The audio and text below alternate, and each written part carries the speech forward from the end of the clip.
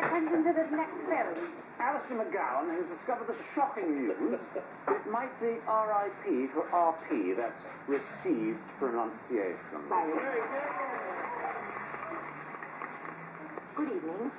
Well, we're beginning this evening by giving half an hour for what I might perhaps call you bigger children. The cut glass accent, the sound of the aristocracy, talking posh to you and me. But this most enduring sound and symbol of Britain is changing. Prince Charles may still sound like a fully paid-up member of the royal family, vocally dotting all his I's and sounding all his T's, but his son, Prince William, is very different altogether. Barely has any I's at all. The monarchy helped to create the posh accent. From as early as the 16th century, the wealthy and privileged were encouraged to copy the speech that was used in the royal court. This new copycat accent was spoken in country houses and great estates all over the land. However, unlike any other British accent, it wasn't regional. It became an accent purely of social class. I'm keen. Not necessarily so successful. Mrs. Veronica Munster was born and raised in Wales, but because it was expected of someone of her social class, she still developed a cut-glass accent, an accent that experts like Johnny Robinson call traditional received pronunciation, or traditional RP for short. But you spent a lot of time in Germany. I spent 15 years in Germany. Yes. Very cold winters. So, Johnny, we can still hear some very traditional RP sounds. Absolutely, and the winters were very cold, and that very is very distinctive, I think, of very traditional RP. For generations, traditional RP was protected from change, because the social elite who spoke it pretty much kept themselves to themselves. And when you were growing up, did you socialise mainly amongst people who spoke like you? I had 3 older brothers, and I spent my entire time in the stables. The post-war period ushered in a new era of social mobility. The classes mixed with each other much more, crossing boundaries which had kept them apart in the 20s and 30s. Traditional RP speakers were being exposed to some new and influential sounds, but the posh accent wouldn't give up without a jolly good fight. Here is an illustrated summary of the news. Despite social change in the 1950s, broadcasters, politicians, and the royal family made sure posh was still very much the sound of the British establishment. That's the end of the announcement from Buckingham Palace.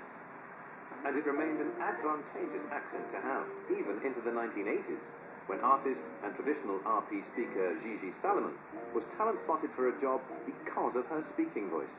I worked all over Radio 4, and I was in the drama department when the announcer came in, and I was just doing a mic check, and then he heard my voice and said, come and do a trial. How long would you work for in a typical day?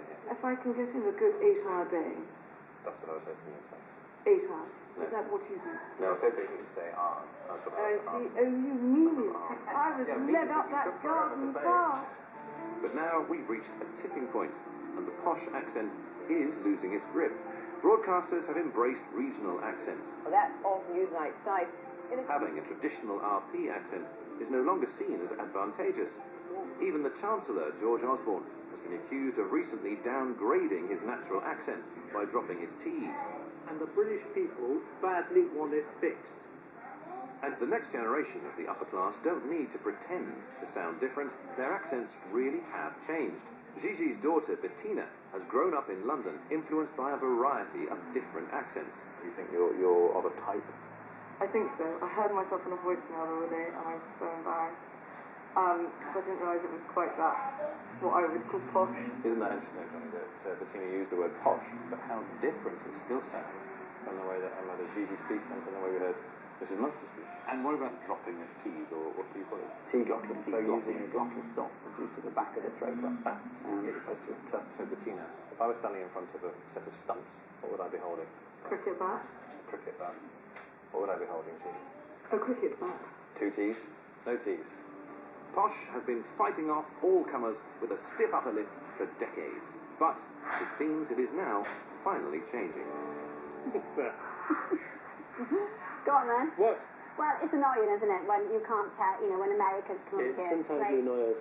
Yeah. No, but what I was going to say, play British roles, and your accents are so good that we that's what I mean. can't even tell. So it's annoying. It's annoying when American actors and actresses do British accents, and we can't tell because we're British and we should be able to. Yes. Right. It's not fair. I had to do, when I did Richard II, I had to have a real British accent. I had to sound like an English king. Okay, when British actors or European actors do American accents, can you tell? Do you have the same issue? Sometimes